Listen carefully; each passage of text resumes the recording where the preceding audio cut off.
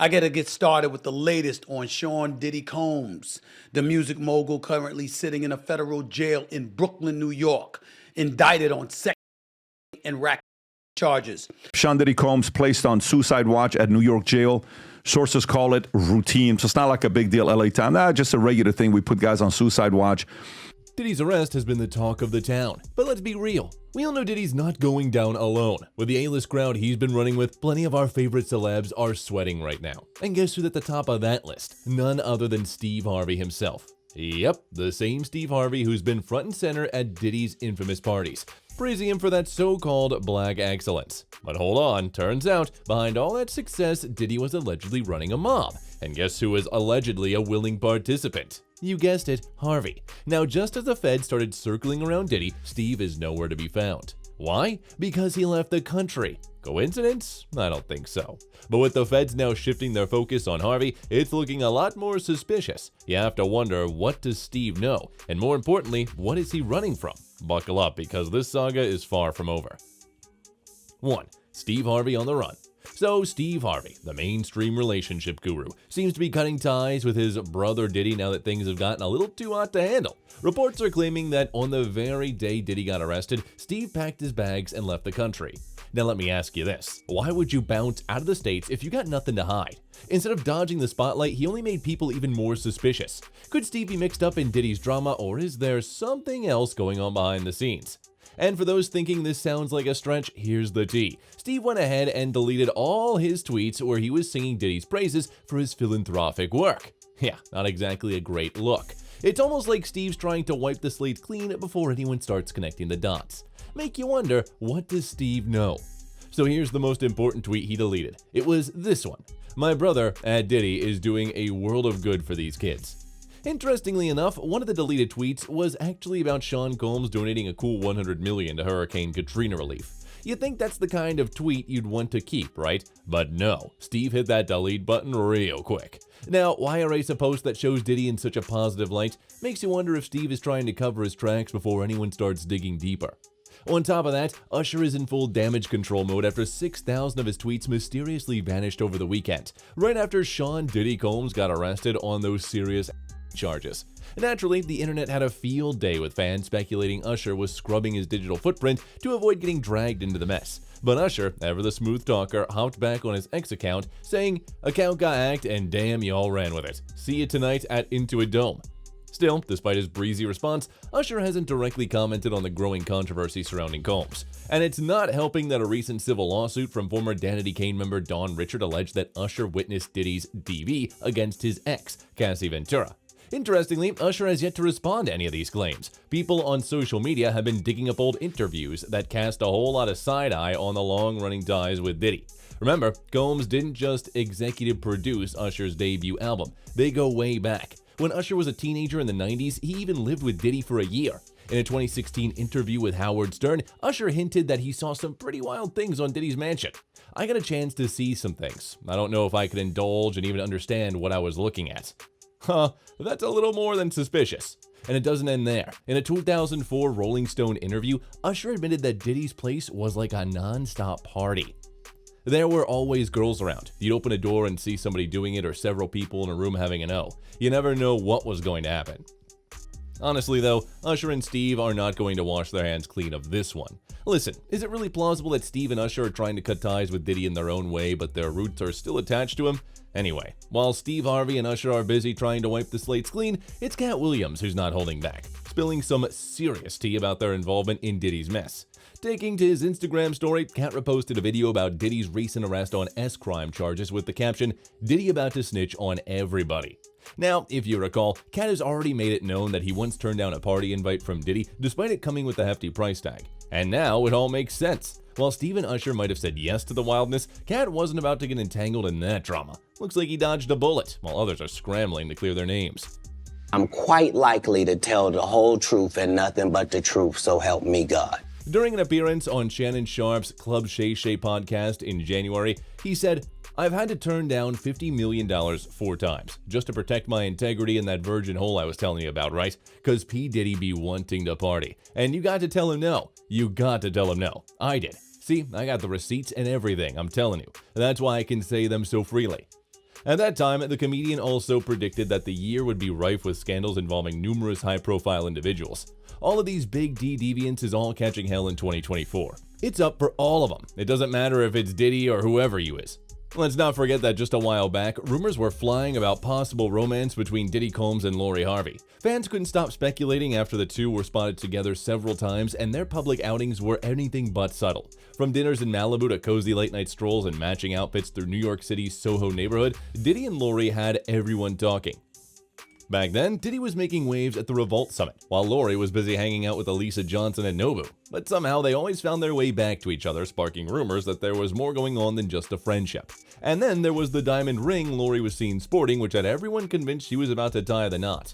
Lori quickly shut those rumors down on Instagram, denying any engagement, but the question still lingers, was there anything deeper between Diddy and Lori, or that is having fun playing with the spotlight? Because with the possibility Harvey and Diddy have been integrated with each other, there might be possibilities of Harvey offering his favorite daughter. 2. Diddy arrested and indicted. On September 16, Diddy Combs was arrested on charges of ST and transporting individuals for P after a grand jury in New York indicted him. While the news dominated headlines, it wasn't exactly a shock. The vet had been digging into Diddy's dealings for months, even raiding his homes back in March, so this was a long time coming. What's even more telling is how prepared Diddy seemed for his arrest. He flew to New York ahead of the indictment and made sure to be right where authorities could find him when the time came. No hiding, no running, just bracing himself for the inevitable. Things went from bad to worse after his arrest, though. 2 judges denied him bail, leaving him stuck in the special housing unit of the Metropolitan Detention Center in New York, where he's being held while the case continues to unfold. No trial date has been set yet, and there's even talk that more charges might be added as things progress. We've been told by a former warden he's a target. That's the fact of the matter, and that's why they have him. Now, let's get into the dark details of what's got people really talking. The charges against Diddy include disturbing allegations that are tied to his infamous freak-offs, parties that were first mentioned in Cassie's lawsuit. These weren't just wild get-togethers either, they were allegedly much more sinister. The indictment claims women were coerced into attending, and some were even deed to keep them compliant. And many of these events were secretly recorded without the victim's consent. Those recordings were allegedly used to blackmail and silence them, making sure no one spoke out about what really went down. The level of planning behind these freak-offs is jaw-dropping. Prosecutors say that after the parties, victims were often giving IV fluids to help them recover from the substance and exertion. Yeah, let that sink in. It's like some twisted mix of a party and a medical operation, all to keep these women going for Diddy's next move. And Diddy didn't do this alone. The indictment claims his close associates and employees played key roles in pulling it all together. The people allegedly booked hotels, brought in the necessary supplies, and cleaned up afterward, literally and figuratively. They even arranged travel for victims and commercial S workers, ensuring everything ran smoothly. And when the bills came due, they delivered large sums of cash to Diddy to pay off the workers. Prosecutor Williams said Combs did not do this all his own. He used his business and employees of that business and other close associates to get his way. They booked the hotel rooms and stocked them with the supplies. When the hotel rooms got damaged, they helped clean it up. They arranged for victims and commercial S workers to travel for the freak-offs, and they delivered large quantities of cash to Combs to pay for the commercial S workers. But the cover-up is just as disturbing. Prosecutors say Diddy used his team to monitor the victims, making sure they didn't try to leave, and scaring them into keeping quiet. In other words, this wasn't just one man's bad behavior, it was a well-oiled machine built to exploit and silence. You see, Combs pleaded not guilty to the charges during the same hearing in a lower Manhattan courtroom. An attorney for Combs said he could not have obstructed justice because he did not know he was the subject of a criminal investigation.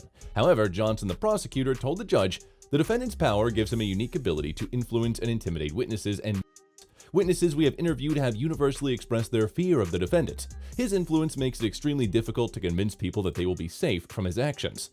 As more evidence comes to light, it's clear and possible that additional charges could be filed. For now, Diddy is stuck in detention with no clear end in sight. The man who built an empire on the music world is now facing the collapse of everything, as the allegations against him pile up. The indictment also refers to the Combs Enterprise, which includes his Bad Boy Entertainment record label and a litany of employees, such as security and personal assistants.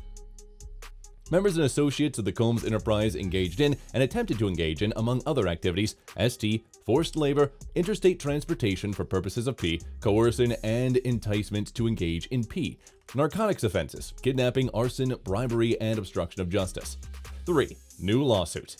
And just when he thought things couldn't get any messier, for Combs, boom, another bombshell drops. This man is practically drowning in legal trouble, and this time it's ugly. A new lawsuit has hit Diddy, and the allegations are just as his indictment.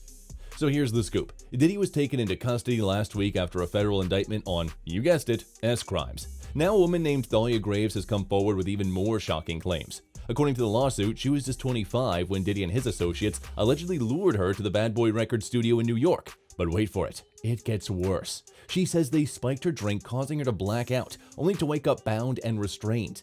Yeah, something straight out of a nightmare. Graves claims Diddy didn't just attack her, he filmed her. And for what, you ask? Allegedly to show it off to other men, humiliating her and her boyfriend for kicks. Sick, right? And as if that wasn't bad enough, Diddy and his crew allegedly her into silence for years. Imagine being bullied by someone with Diddy's industry connections. Graves says she was so terrified she thought they'd follow through with the. According to the lawsuit, Diddy used his power to keep her quiet, even going as far as that she'd lose custody of her son if she ever spoke out. And apparently, this isn't a one-off. Her ex-partner even spilled the tea, saying Diddy and his associates had a pattern of recording women non-consensually and, wait for it, selling those tapes as pornography. This revelation sent Graves spiraling into depression, with her lawsuit describing her deep emotional scars. So deep, she even contemplated ending it all. In a press conference, she said, I've had PTSD, depression, and anxiety. I'm emotionally scarred. It has been hard for me to trust others. In her statement, she said, the internal pain after being essayed has been incredibly deep and hard to put into words. It goes beyond just physical harm caused by and during the attack.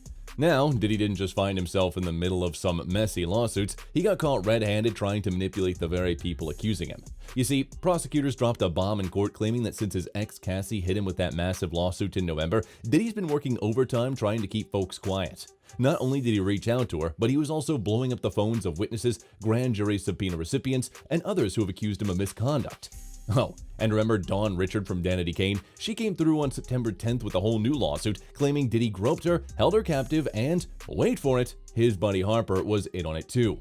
Harper allegedly stood by while Diddy aided his former flame, Cassie. And Diddy, instead of laying low, this man started panicking. We're talking 128 calls and texts to Harper in just a few days. That's 58 calls in 4 days. Somebody's desperate. Diddy's legal team tried to brush it off, saying it's just two witnesses having different recollections. Sure.